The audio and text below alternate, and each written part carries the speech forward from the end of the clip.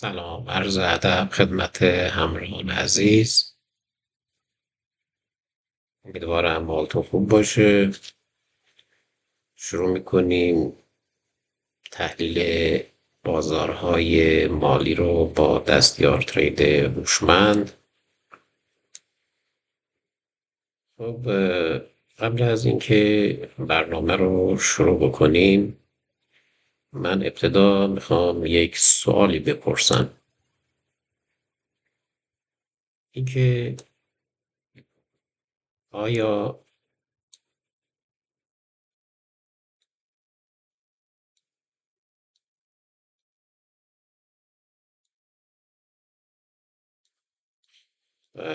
شروع میکنیم تحلیل بازارهای مالی رو. قبل از شروع یا من بپرسم اینکه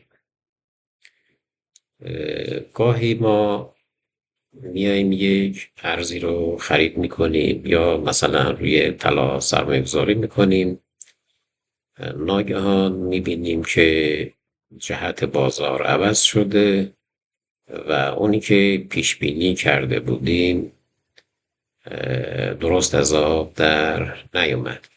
خب یکی از عوامل خیلی مهم که باعث این مسئله میشه بازده اوراق خزانه‌داری آمریکا یا USD 10Y هست که باعث میشه بازار نوسانات خیلی زیادی داشته باشه و این نوسانات باعث در واقع بالا پایین شدن قیمت های تمامی ارزها از جمله طلا میشه.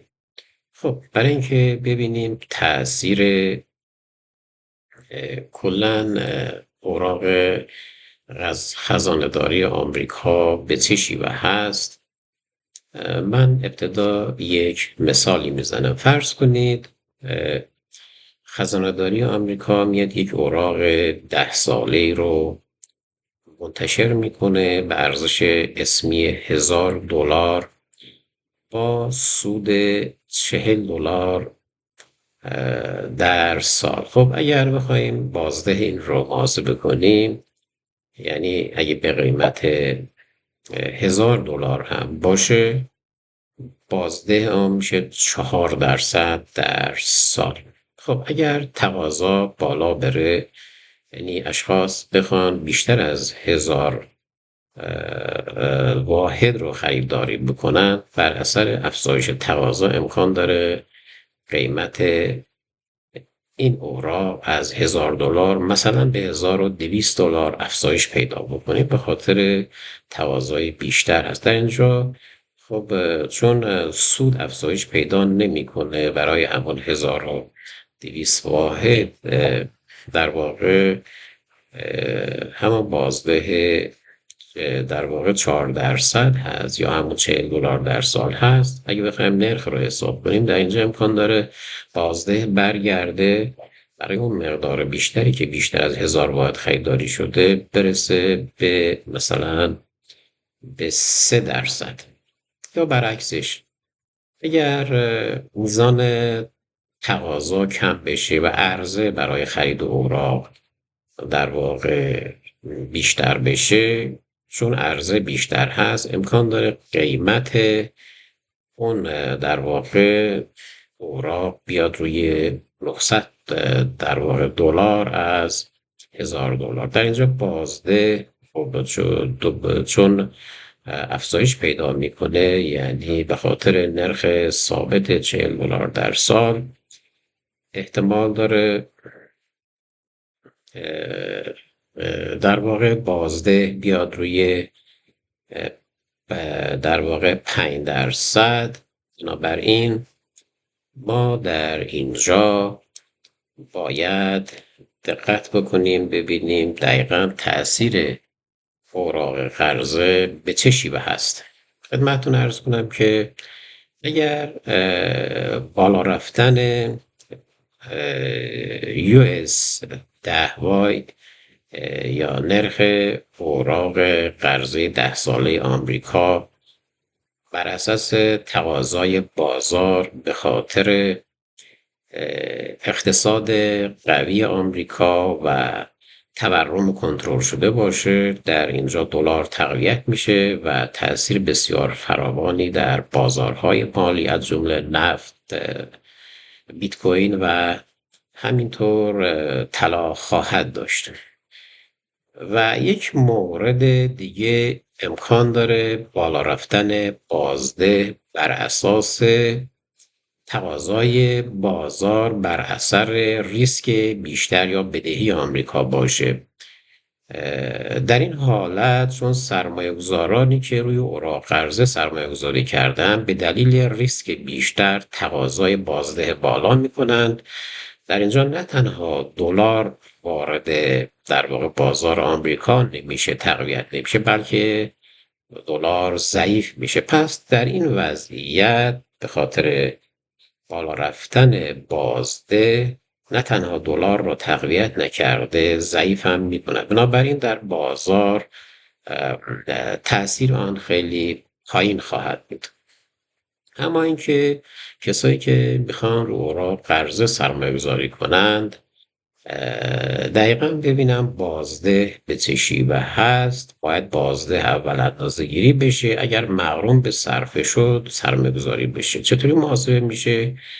در واقع بازده واقعی برابر است با بازده اسمی منهای تورم روز آمریکا. یعنی اگه بازده فرض کنیم بازده اسمی 5% و نرخ تورم آمریکا 2%، در اینجا بازده اصلی میشه 3%. باید محاسبه کردید که آیا مغروم به صرفه هست با این بازده اوراق قرضه سرمایه گذاری بشه یا نه. خب با روشن شدن یک موضوع مهم که به عنوان موتور محرکه دلار در بازارهای جهانی است، مشخص شد که کسایی که میخوان وارد بازارهای مالی بشن ابتدا باید این مورد مهم رو هر روز چک بکنن و ببینن این موتور محرکه دلار به کدوم جهت داره حرکت میکنه. خب اما مورد بعدی که در برنامه امروز ما هست میخوایم چک بکنیم، چون میخوایم روی ترید آنلاین کار بکنیم با دستیار ترید و هوشمند، بنابراین نیاز هست یه برنامه دیگه ای را چک بکنیم که ببینیم در تقویم اقتصادی امروز به غیر از اوراق قرضه چه چیزهایی هست، آیا در واقع خبر اقتصادی وجود داره یا نه. بنابراین من وارد یه سایت فرکس فکتوری میشم ببینم امروز خبر چی هست. خب در اینجا دقت کنید، اخباری رو ما بررسی میکنیم که رنگ پوشه های آنها نارنجی رنگ یا در واقع قرمز هستند. همانطوری که میبینید امروز یه خبر یورو رو داریم، سخنرانی البته یه مقدار بالاتر از اول چک بکنم امروز رو. خب اول خبری که بوده خبر شاخص بهای مصرف کننده CPI بوده برای یورو، که در اینجا مواردی که بررسی میکنیم این بود که قبلا میزان عدد یا قیمت این 2.6% بود، منتها پیشبینی که انجام شده 2.5%، منتها در حالت واقعی فورکست در واقع ریل شده تقریبا 2.8 کاهش پیدا کرده. بالایی هم 2.4 بوده، 2.4 2.8 هر تو برای CPI که امروز خبرش اومده. بنابراین ما انتظار داریم که یورو امروز کاهشی باشه تا یه حدی. بنابراین این در چشمانداز معاملات ما مد نظر ما خواهد بود. خبر بعدی دیگه که ساعت 2 رو اعلام شده USD تغییر اشتغال غیر کشاورزی هست.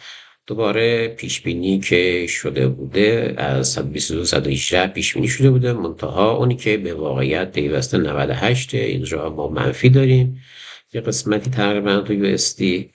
بعد رئیس بانک مرکزی کانادا صحبت کرده، بنابراین اینجا هنوز خبرش نیامده ساعت 3.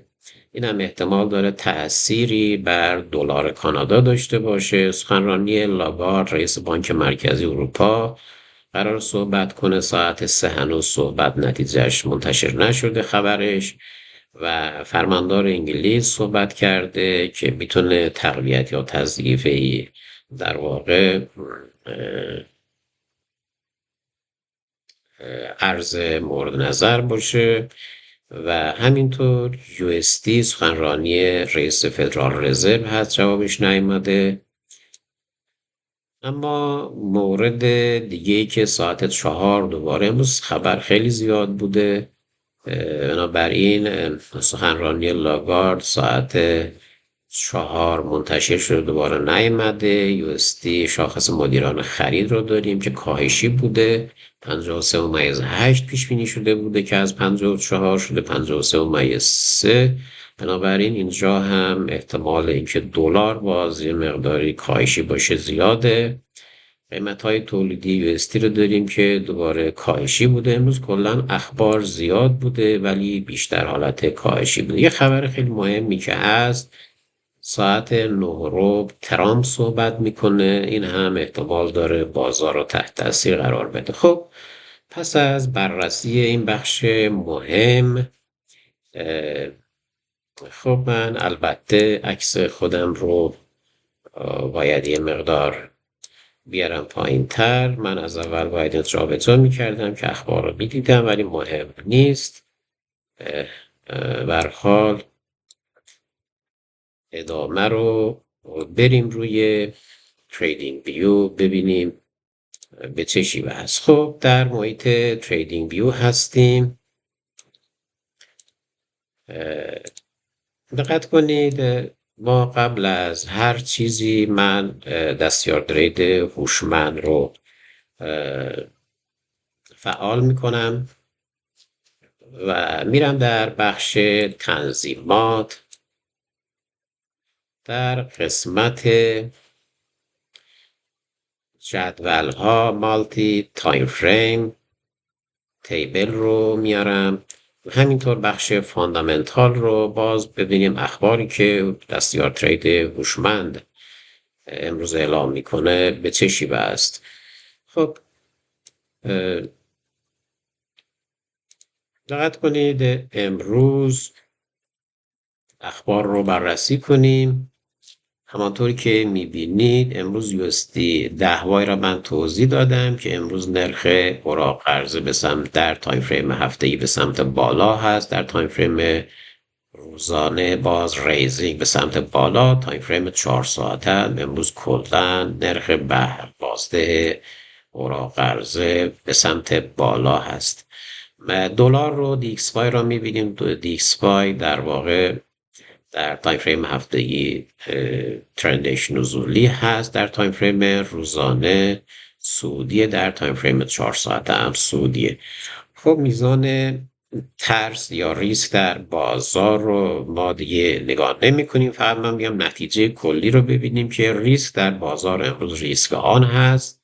در تایم فریم در واقع هفتگی یه عدد 1.1 مثبت، در تایم فریم روزانه میلد ریسک آن هست، تقریبا ریسک متوسط هست. در تایم فریم 4 ساعته هم ریسک بالا رو نشون میده. ریسک بالا من یه توضیح بدم، زمانی که ریسک در بالا زیاده سرمایه گذاری بیشتر به سمت دارایی های ریسک حرکت خواهد کرد، یعنی طلا خواهد در فشار خواهد بود، امروز کاهشی خواهد بود، ولی سهام شرکت های مهم آمریکا US تقریبا 500 و همینطور نزدک امروز میتونه کیس مهمی باشه، خوبی باشه برای سرمایه گذاری روی اینها. خب حالا که فهمیدیم تا حدی دلار امروز افزایشیه و طلا کاهشیه،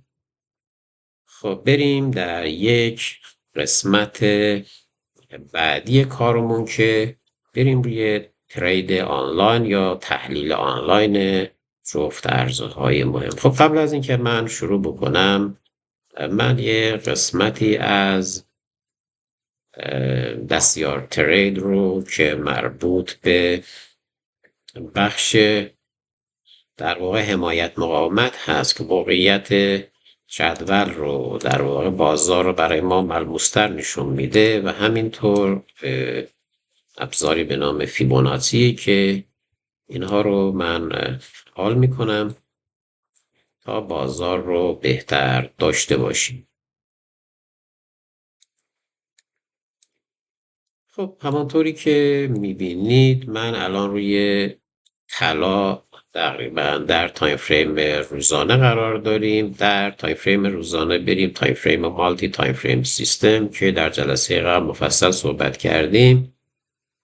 خب در بخش فاندامنتال که توضیح دادیم طلا باید کاهشی باشه. خب همانطوری که میبینید در تایم فریم هفتگی طلا الان در وضعیت رنج قرار داره. در تایم فریم روزانه نزولی H4 هم نزولیه. در تایم فریم H1 M15 و M5 ما در واقع صعودی را میبینیم که اینها احتمال در واقع بازگشت قیمتی یا پولبک رو نشون میده. خب من میرم یه مقدار تایم فریم های پایین تر، تایم فریم 4 ساعته ببینیم به چه شیوه هست.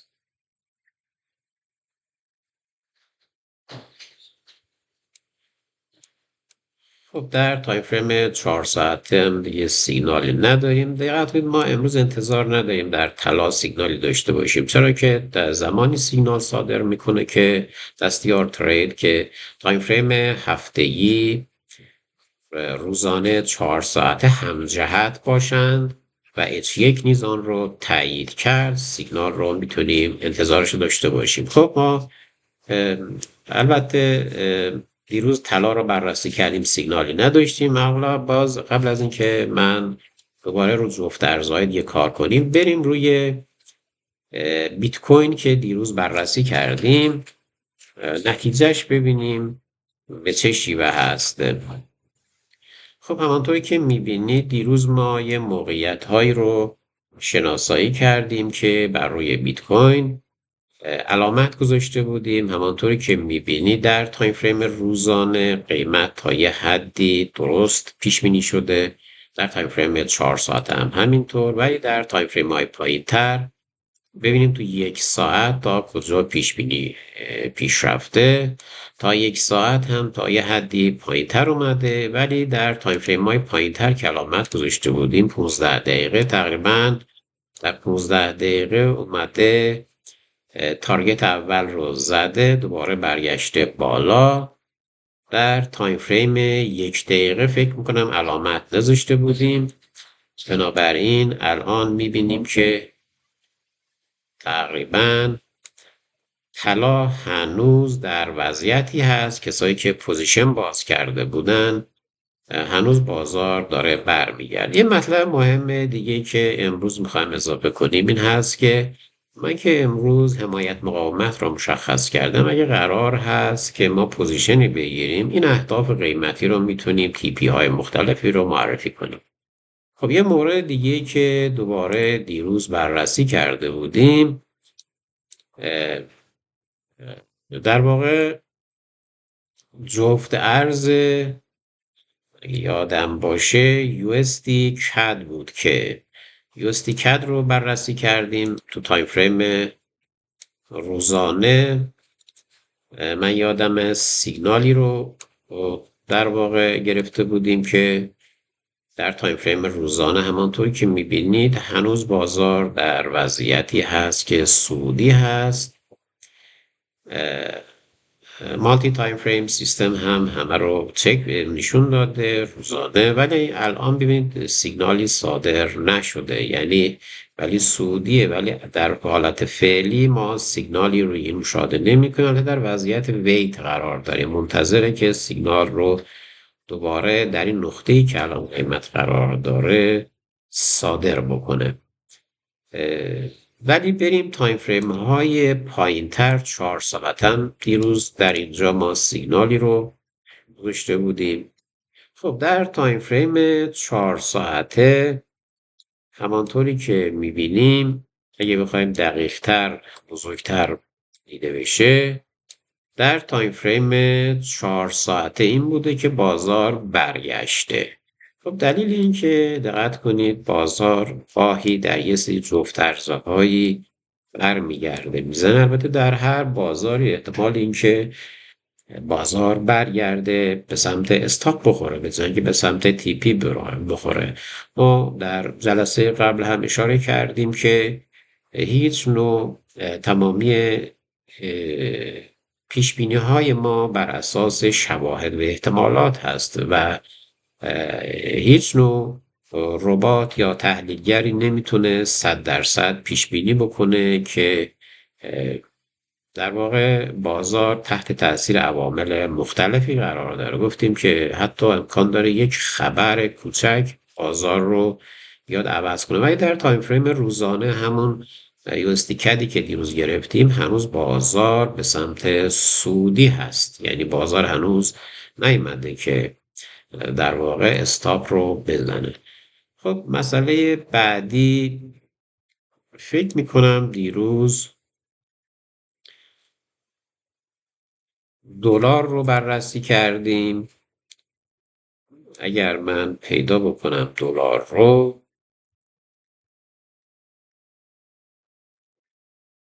را در چه صرافی بررسی کردیم یادم نیست.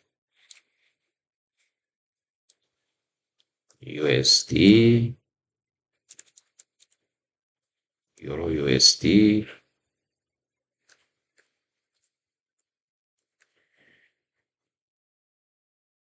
یورو USD رو در فکر میکنم در ICE بررسی کردیم. در صرافی ICE بود که همونطوری که میبینید در تایم فریم 4 ساعته همچنان یورو USD نزولی هست.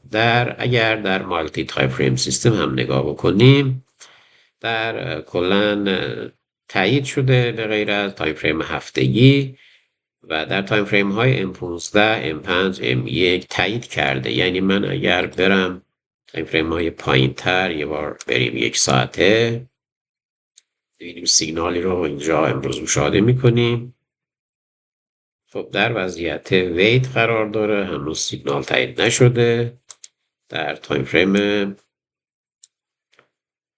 15 دقیقه بررسی میکنیم.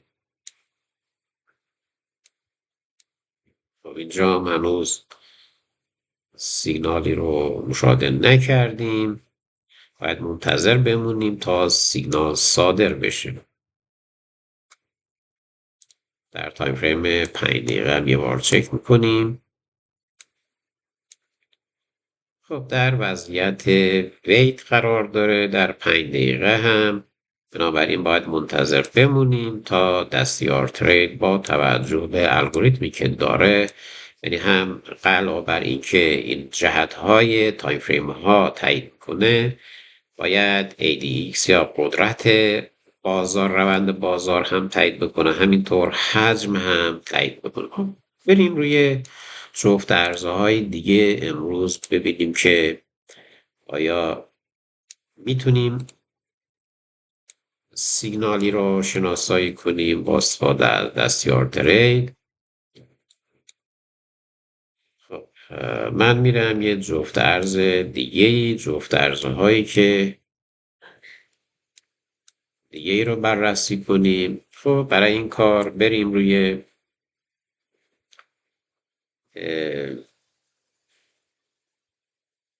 USD JPY رو بررسی بکنیم ببینیم دلار به ین چطوریه. خب در دلار به ین دقت کنید که سیگنال داریم در تایم فریم 4 ساعته، سیگنال سودی را هم داریم. یه بار بررسی کنیم ببینیم چه اتفاقی افتاده. ببینید تایم فریم هفتگی روزانه 4 ساعت تایید کردند و بیایم توضیحاتش رو روی دلیلش رو روی همون سیگنالی که صادر کرده هوش مصنوعی. ببینید از نوع لانگ لیمیت هست، در پایین هم نوشته سیگنال از نوع لیمیت صادر شده، یعنی بعد ریسکش از نوع ریسک آف هست در اینجا. بعد مالتی تایم فریم در واقع سیستم درصدی که معرفی کرده 55% هست. بعد تارگت اول رو نسبت آر به آر رو 1:1 معرفی کرده و نسبت آر به در واقع تارگت دوم رو هم به 3 معرفی کرده. میزان سایز یا لات آن را هم نوشته تون در تایم فریم 4 ساعته است. میزان سایز لات بالاست. پس من میام یه کاری میکنم، اینجا علامتی میذاریم. حالا کسایی که میخوان وارد پوزیشن بشن با این مشخصات میتونن وارد پوزیشن بشن. خب من علامت پوزیشن لانگ را اینجا علامت گذاری میکنم در این نقطه. البته هنوز سیگنال باز نشده، لیمیت باید به اون نقطه‌ای که مد نظر هست برسه تا فعال بشه. میدونید که سیگنال هایی که از نوع لیمیت هستن یعنی باید قیمت اون نقطه برسه تا فعال بشه. من اون قسمتی هم که الان بازار در اون نقطه قرار داره با یه فلشی مشخص میکنم که بعداً ببینیم بازار دقیقاً در کجا بوده و چطوری حرکت کرده و به اون نقطه باید برسه. خب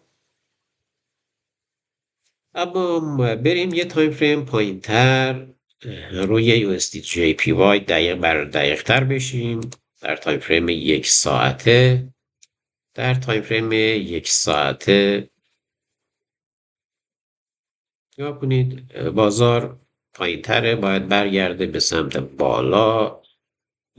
البته الان دقیق‌تر بازار اینجاست، در این نقطه قرار داره، باید برگرده بالا بزنه. خب در تایم فریم 1 ساعت هم سیگنال صادر شد. من دوباره علامت گذاری میکنم، بعد ببینیم نتیجه چی خواهد بود. دوستانی هم که میخوان تایم فریم 1 ساعته پوزیشن باز کنن، دقیقاً پوزیشن ها مشخص اعدادشون. من علامت رو لانگ پوزیشن رو دوباره اینجا میگذارم در تایم فریم 1 ساعته. استاپش رو هم تنظیم بکنم. این نقطه است فکر میکنم دقیقاً، نه اینجاست بالاتره. بعد اینم تارگت هست. بعد تارگت اول رو هم با خط مشخص میکنم. پس دقت کنید کسایی که خواهن یادداشت کنن وارد پوزیشن بشن، استاپ لاس 162.161 هست. بعد ورودش دقت کنید 162.342 هست. تارگت اول 162.614 و تارگت دوم 162.388. پس کسایی که میخوان وارد پوزیشن بشن میتونن اینها رو داشته باشن. خب بریم تو تایم فریم پایین تر 15 دقیقه ببینیم چه اتفاقی میفته. اینجا بازم اینجا سیگنال رو ما داریم از نوع لیمیت. باز علامت رو میذاریم بعدا ببینیم که بازار که حرکت میکنه در کدوم تایم فریم ها میاد تقریبا به نتیجه میرسه، کجا استاپ میخوره، کجا مثلا تی پی میخوره. خب من دوباره لانگ پوزیشن رو اینجا در تایم فریم 15 دقیقه میگذارم. ببینید این روشی که ما داریم انجام میدیم هیچ نیازی به هیچ دانشی نداره. خود دستیار ترید هوشمند میاد تماما بازار رو تحلیل میکنه. ما فقط میچرخیم تو بازار ببینیم در کجا پوزیشن صادر شده و دلیلش چی هست و میتونیم با براحتی در واقع به صورت واقعی وارد پوزیشن بشیم. بریم در تایم فریم 5 دقیقه ببینیم به چه شیوه هست.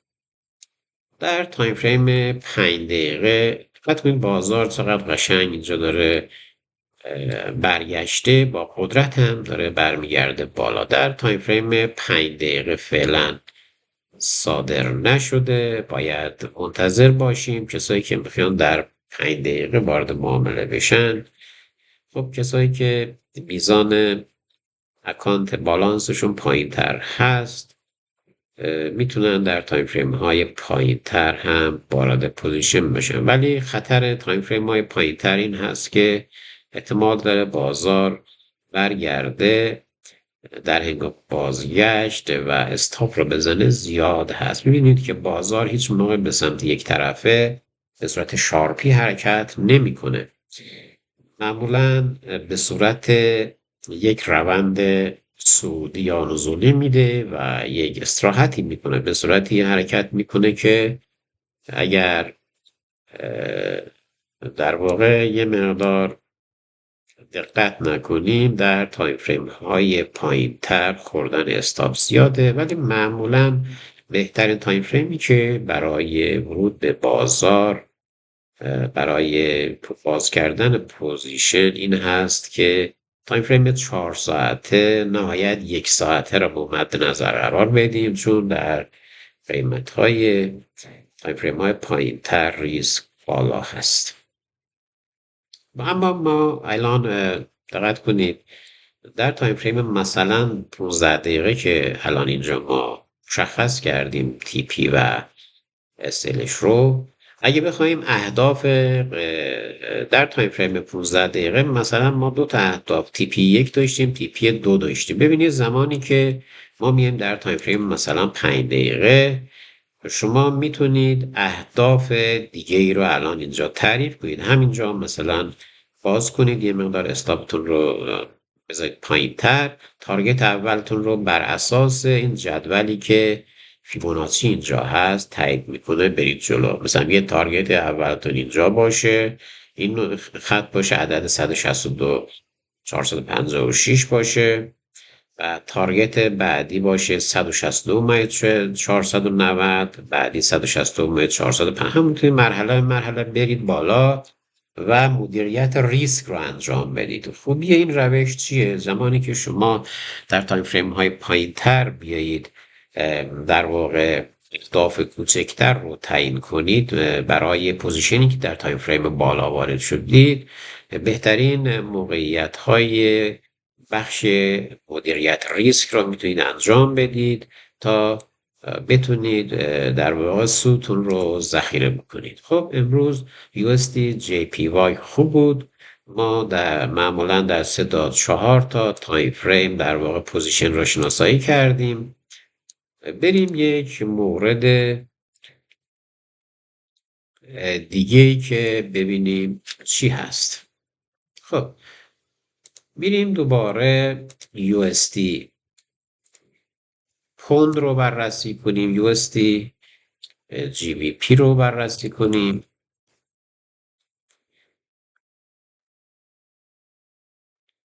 USD پوند،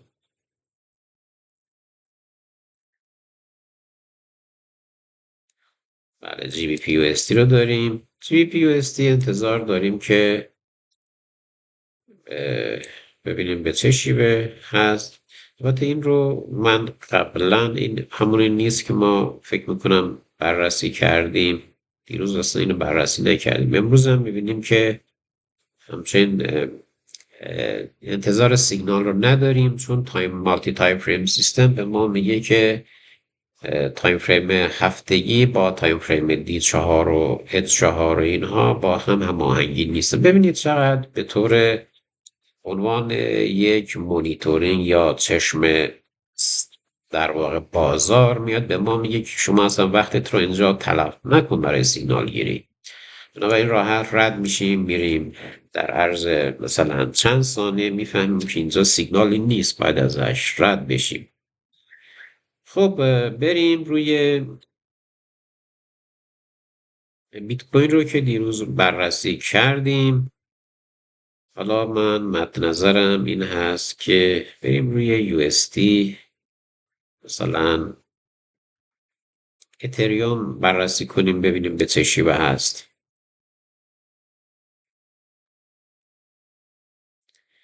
خب در اتریوم هم سه تا تایم فریم های اصلی جهت رو با هم جهت هستن، تا امتیازها خیلی پایینه. ما انتظار نداریم امروز اینجا سیگنالی بتونیم دریافت کنیم. حتی در تایم فریم های پایین تر هم فکر نمی کنم سیگنالی باشه.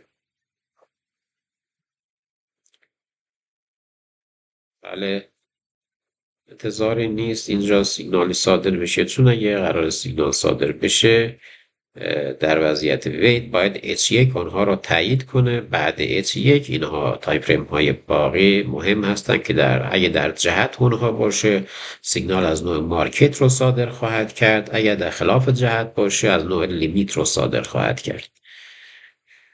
خب بریم روی جفت ارز دیگه.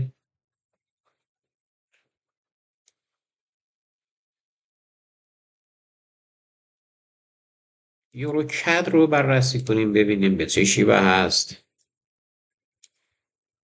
ما اینی که قبلا بررسی نکردیم مربوط به قبله. در یوروکد دقت کنید ما همجهتی 3 تایم فریم اصلی رو داریم، هفتگی، روزانه 4 ساعت، ولی درصدها خیلی پایینه. یعنی ما انتظار نداریم امروز دستیار ترید سیگنالی رو صادر کنه. حالا باز بریم تو تایم فریم های دیگه، مثلا 4 ساعته ببینیم به چه شیوه هست، تایم فریم های بالاتر ببینیم هست یا نه. خب اینجا هم نداریم فعلا. بریم تو تایم فریم روزانه.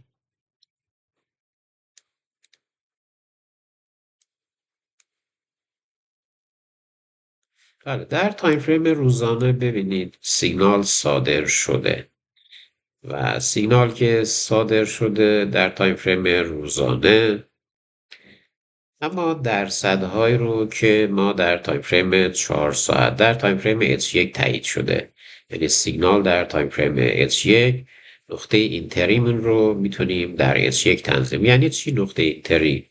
ببینید الان سیگنال در تایم فریم روزانه هست، ما اینجا وارد مثلا پوزیشنمون رو علامت گذاری میکنیم. پوزیشنمون رو از نوع لانگ هست، من علامتش میذارم، SL شو تنظیم میکنم و تارگت دوم، تارگت اول رو هم با خط مشخص میکنم.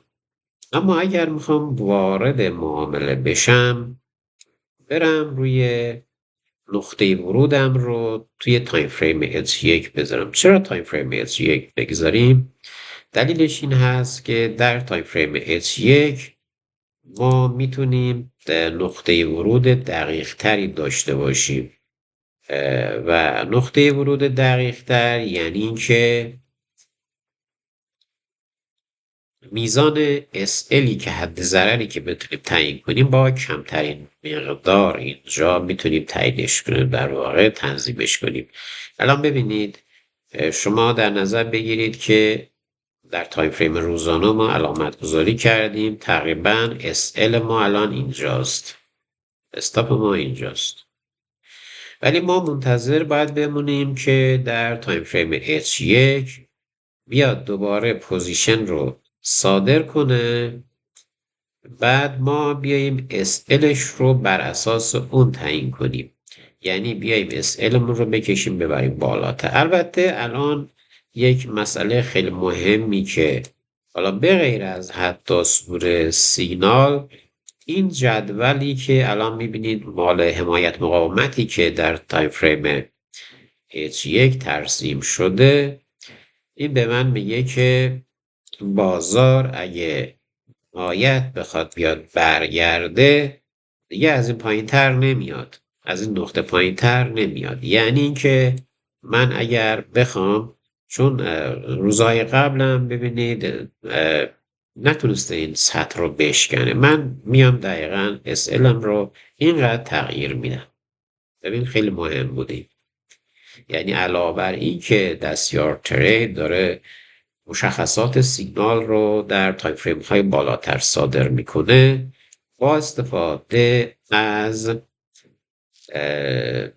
فیبوناچی و حمایت مقاومت. دقت کنید حتی حمایت مقاومتی که اینجا ترسیم شده دستی نیست، خود دستیار ترید تنظیم میکنه بر اساس پیوت هایی که خیلی معتبر هستن و بر اساس الگوریتمی که در واقع در داخل دستیار ترید هست، همه فیبوناچی، خطوط روند، حمایت، مقاومت، هرچی هست همه هماهنگ با کد اصلی هستن.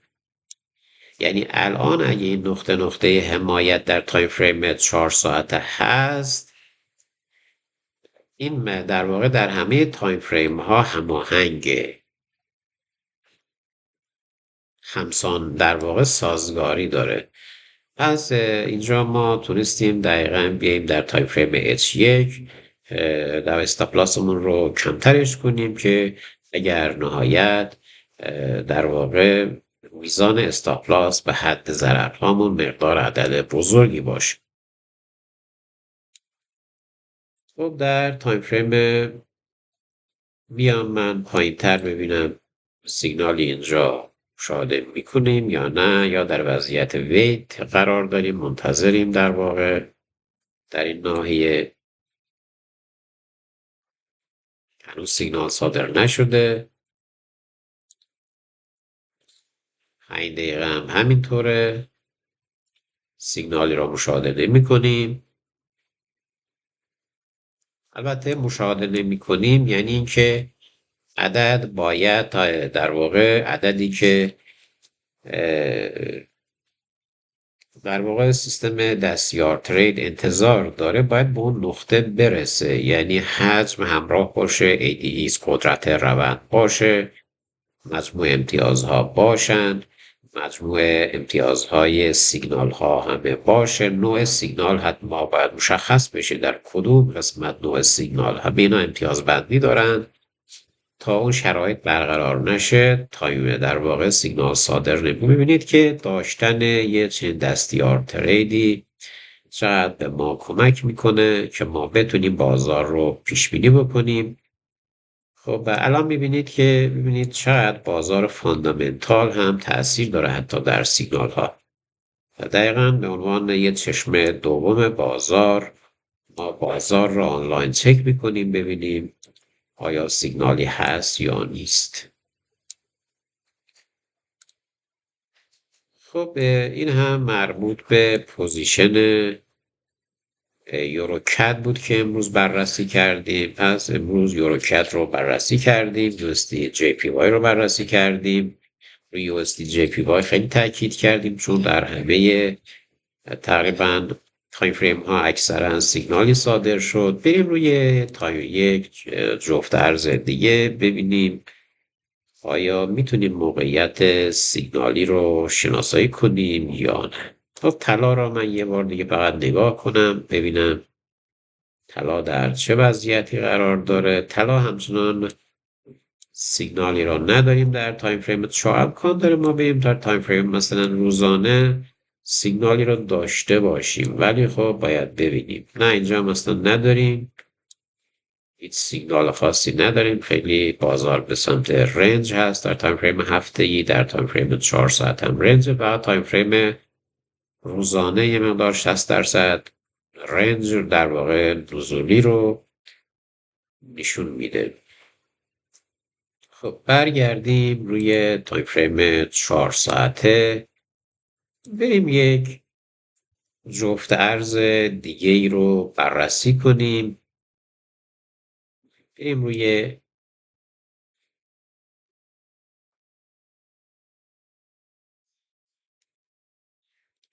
یورو JPY. خب در یورو JPY تایم فریم 4 ساعته که چیزی نداریم. در تایم فریم روزانه شاید چیزی بتونیم مشاهده بکنیم. خب اینجا هم سیگنالی نداریم. بریم تایم فریم 1 ساعته.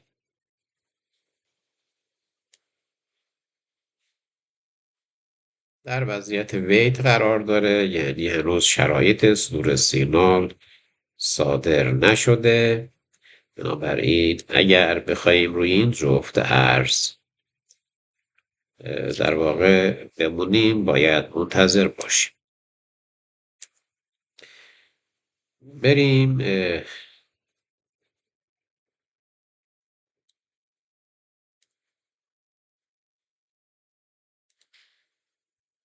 جفت ارز دیگه ای رو بیاریم. بریم USD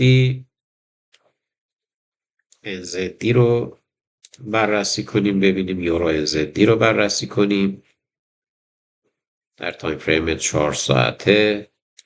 اینجا هم به نظر میاد یک مشاهداتی رو داریم. برگردیم روی 4 ساعته.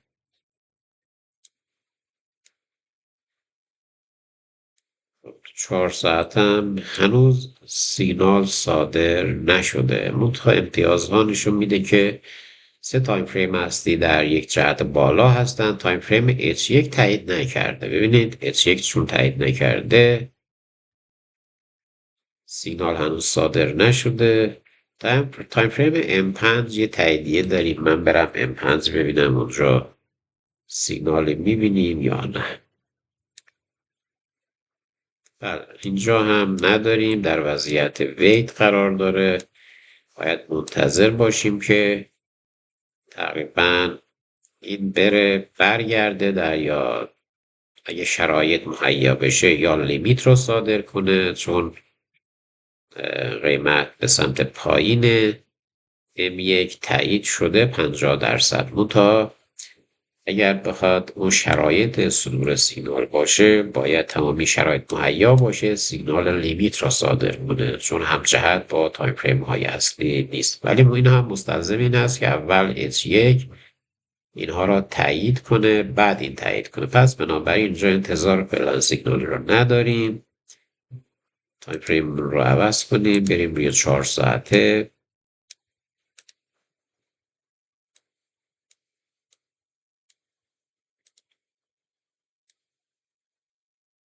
روی جفت ارز دیگه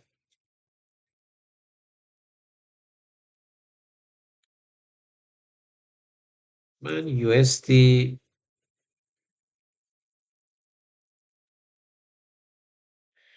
CE کا رو میارم یا USD NO کا رو میارم، ببینیم به چه شیوه هست، این در چه وضعیتیه این جفت ارز. خب تایم فریم هفتگی همچنان در وضعیت خونساز. اینجا انتظار سیگنال نباید داشته باشیم. بریم روی جفت ارز دیگه. خب امروز به نظر میاد که USD JPY فقط نقطه ورود قشنگی را داد که الان برمیگردیم بررسی کنیم ببینیم وضعیت اون پوزیشن به کجا رسیده. خب اینجا هم تایم فریم روزانه در وضعیت رنج هست. تایم فریم های پایین تر مثلا M15 را یه بار بررسی کنیم ببینیم.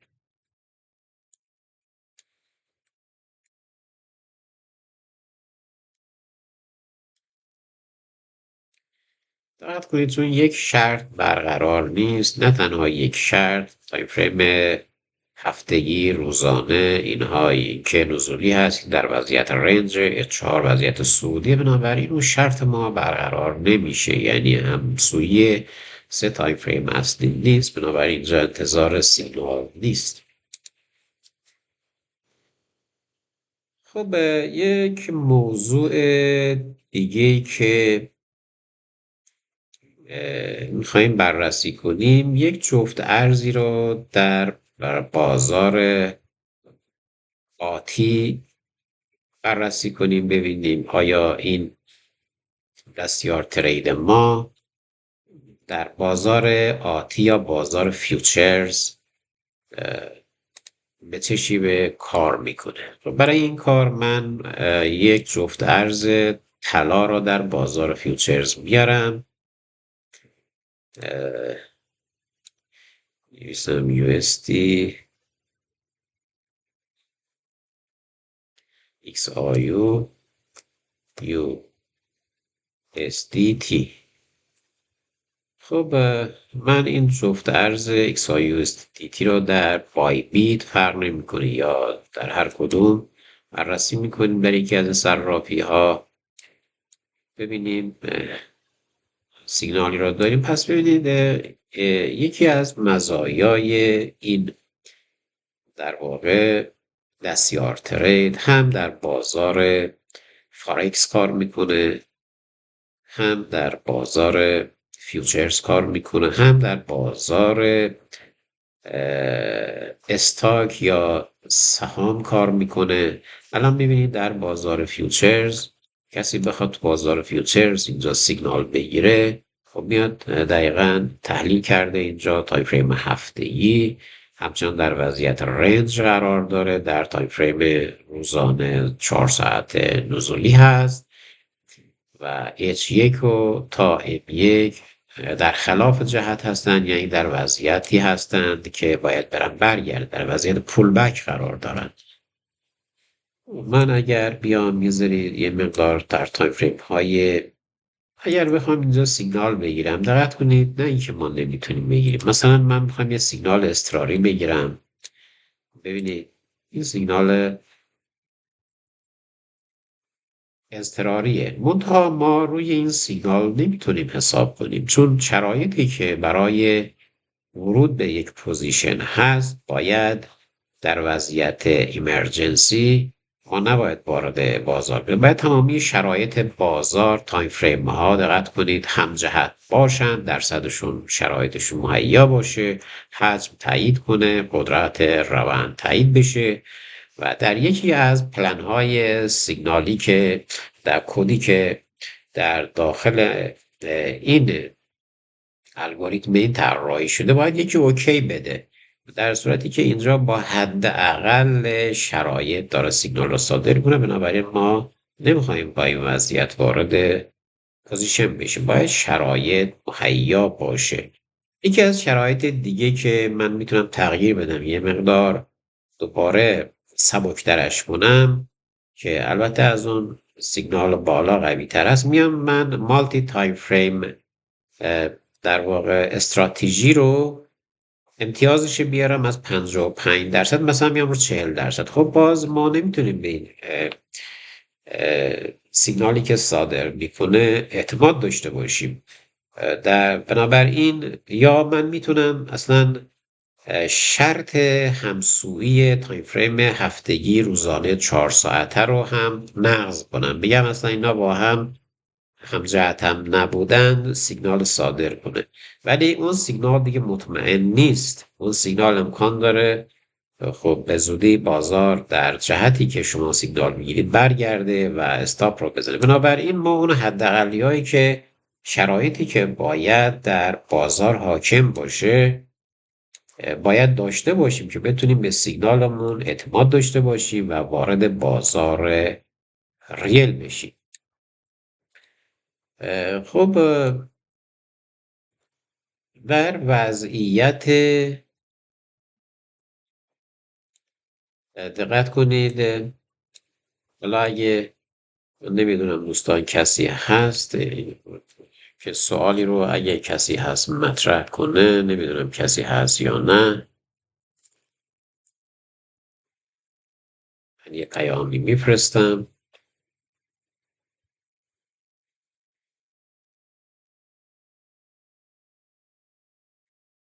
یه دوستان کسی هست بخواد سوالی رو مطرح کنه، ما میتونیم به سوالات در خصوص بررسی بازار امروز، در خصوص بخش‌های مختلف در واقع دستیار ترید هوشمند بررسی کنیم. و خب ما برگردیم امروز یه مقدار روی پوزیشنی که باز کرده بودیم روی USD/JPY ببینیم جهت بازار به کدوم سمت.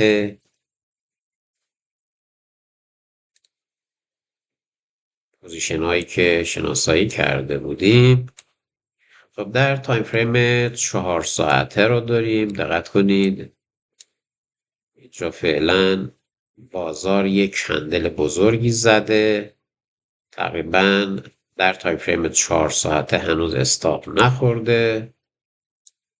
در تایم فریم های پایین تر ببینیم به چه شیوه بوده، در تایم فریم H1 هم هنوز استاپ نخورده بازار، فقط کنید بازار هنوز نقطه‌ای که ما علامت فلش گذاشتیم، بازار اومده برگشته، هنوز استاپ رو فعال نکرده. دوستان دقت کنید، بازار استاپ رو فعال نکرده. دلیلش اینه که نقطه ورودمون فعال نشده. ما این نقطه ورودمون که اینجا بوده، علامتی که من گذاشتم، کندل بعدی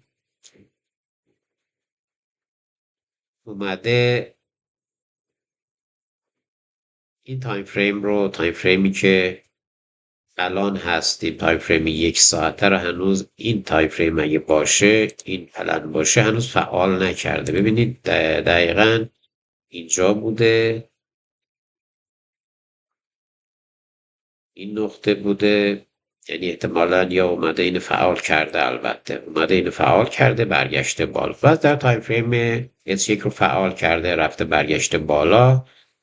تایم فریم بریم تایم فریم M15. بله، در تایم فریم M15 اون رو هم فعال کرده، به سمت صعودی داره میره. تایم فریم M5 نگاه کنیم. تایم فریم M5 دقت کنید، این تایم فریم M5 این پلنیمون هست که اینجا داریم، اومده حرکت کرده داره میره بالا. اگه به این نقطه برسه این میشه تارگت اول. پس بازار داره به سمت سوی که در واقع پوزیشن بررسی شده حرکت میکنه. باید منتظر بمونیم ببینیم چه اتفاقی میفته. خب بریم روی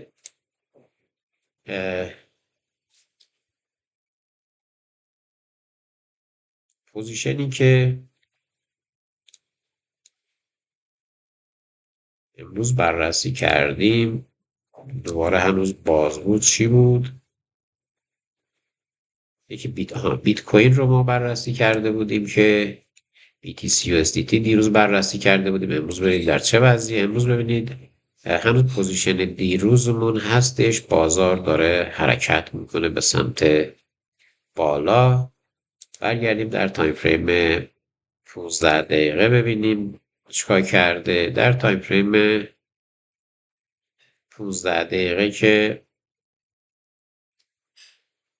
بله اومده برگشته داره میره بالا، صعودیه.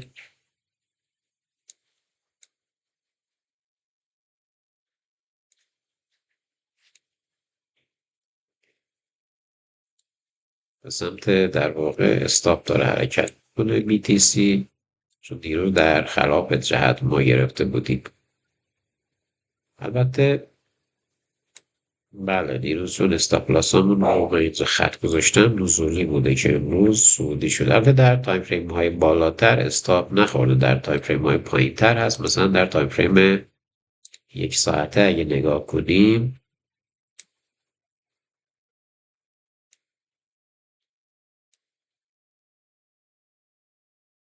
هیچ استاپی نخورده. بازار همچنان احتمال بازگشت قیمتی به سمت پایین هست. بازار دیروز اومده پایین اومده تا برگشته، که برگشته باشه مثلا استاپ رو بزنه بر نگشته همین. هنوز در وضعیت سود هست. در این تایم فریم نگاه کنید، ما اینجا شروع به معامله کردیم، اینقدر اومده پایین، پس هنوز بازار میتونیم این استاپ رو نگه داریم. خب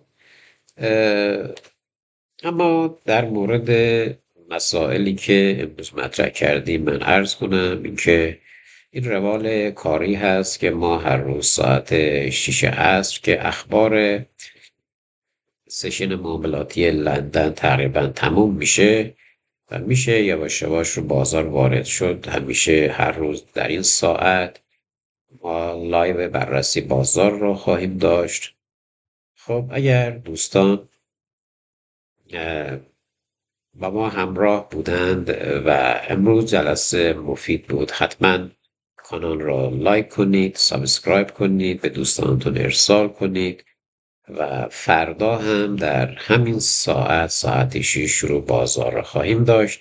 ضمن سیگنال هایی رو که امروز شناسایی کردیم اینها را داشته باشید و فردا بررسی خواهیم کرد ببینیم اینها در چه وضعیتی خواهند بود، آیا استاپ خواهد خورد یا تیپی خواهد بود. بنابراین ما ادعا نداریم که تماما 100% این دستیار ترید درسته. هیچ در واقع پلنی نمیتونه بگه که بر اساس شواهد و احتمالات تماما گفته من درسته. منتها کاری که در مدت زمان کوتاه یه دستیار ترید انجام میده از توان شخص بر نمیاد و ضمناً غیر از این مسئله استرس، مسئله روانشناسی که عامل ضرر اصلی تمامی سرمایه‌گذاران در این بازار هست که در اینجا وجود نداره. ضمن اینکه در اینجا به راحتی در عرض چند ثانیه